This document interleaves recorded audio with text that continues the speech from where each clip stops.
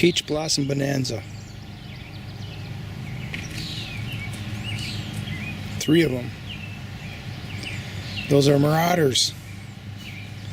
Tree rats. Here's something interesting. This is a circle bed of skirret, and that is a plant that I did not dig out.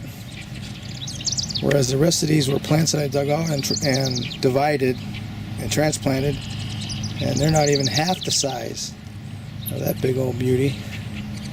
Going to be interesting to see what kind of roots that thing has this fall.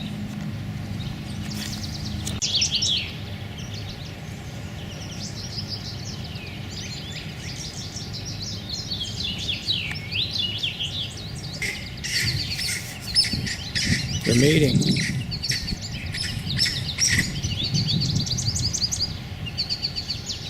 That's what that was.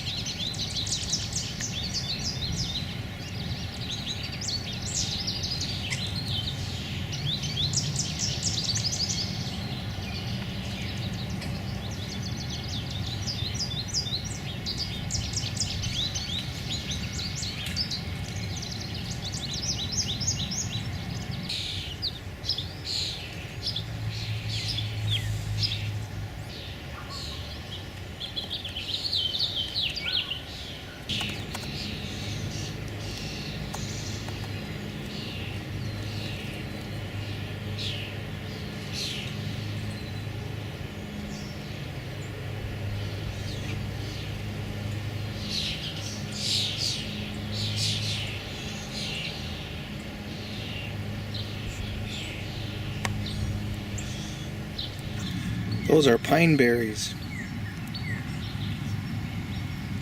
That is sapsucker feeding on this black walnut. Bed of skirret and climbing peas is starting up. These were very little tiny plants that were growing as slips alongside of a mother plant.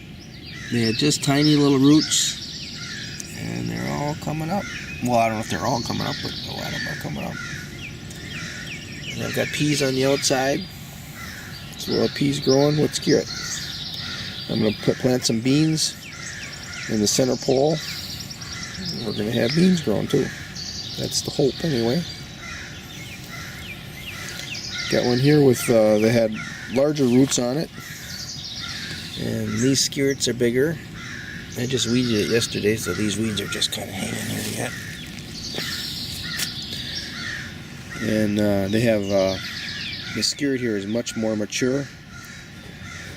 And I expect to have a pretty good harvest of roots here in the fall. And these will actually be harvestable in the spring. You give them in the wintertime, they must be growing in the wintertime too, fattening up. But otherwise, if I wait until the following fall, they'll be prime roots. Or these will be prime roots this year. I also got peas. I planted these peas a little earlier, so they don't outgrow the skirret too much. And all I have to do is put in some fencing around so that the peas can trellis up. And I got some fencing all ready to go right there. I'm going to find some longer stakes. Kind of running out of stakes. And this one I planted some big fat roots, and they're really slow to come up. So I went ahead and I planted barley and just bush beans. And so if they all come up, well, let's see what happens.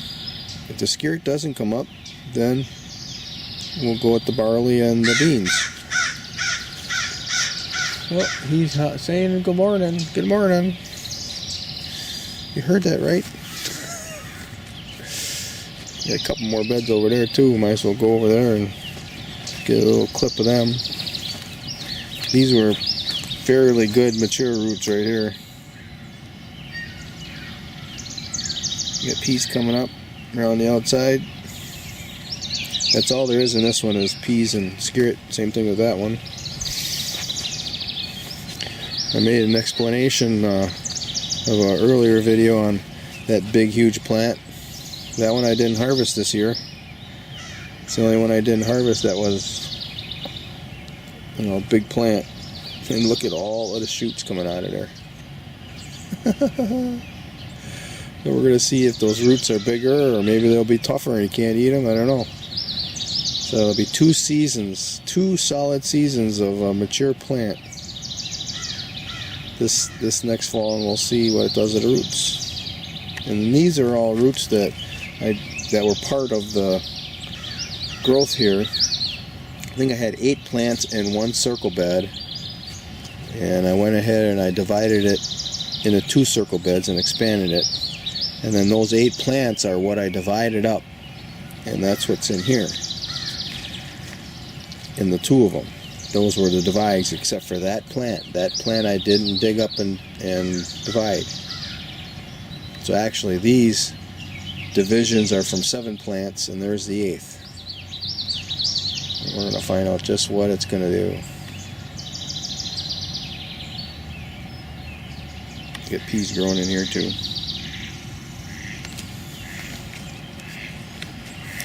Where's that duck?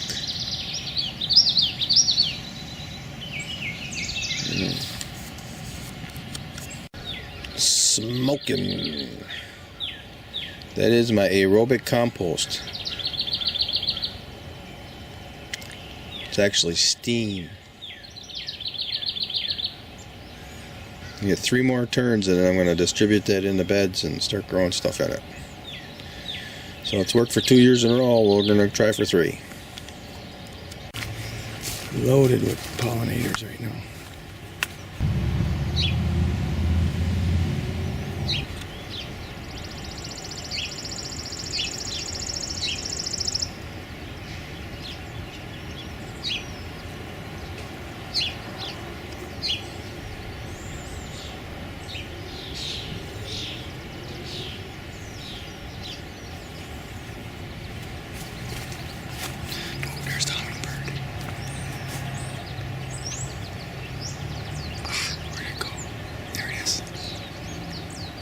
Just so fast.